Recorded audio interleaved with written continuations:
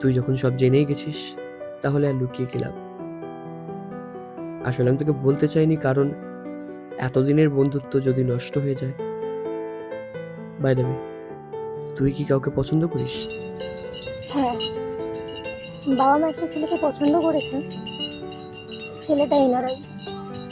আমারও বেশ পছন্দ ছেলেটাকে, ওয়েল সেটেল, সিকিউর লাইফ। ও, খুব ভালো খুব ভালো। আচ্ছা শোন না, আজকে আমাকে একটু বেরিয়ে যেতে হবে, একটা কাজ আছে। তো তোর কাছে তো আমার নাম্বার আছেই, কথা হতেই পারে চাইলে। যাবি? ঠিক আছে, চল।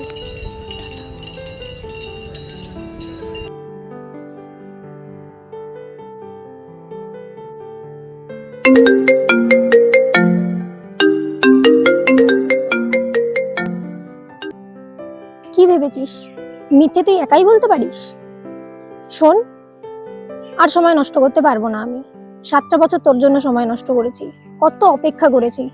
যা বলার তাড়াতাড়ি বল। মানে আমি কি বলবো? ও, জানতাম, আমি জানতাম তোর দ্বারা কিচ্ছু হবে না কোনোদিনও। 7টা বছর আমার সময় নষ্ট করলি, আর তুই আজকে জিজ্ঞাসা করছিস কি বলবি? এতবার বলার পরও তুই বলতে পারছিস না? তোর এত ইগো, এত সমস্যা আমাকে নিয়ে।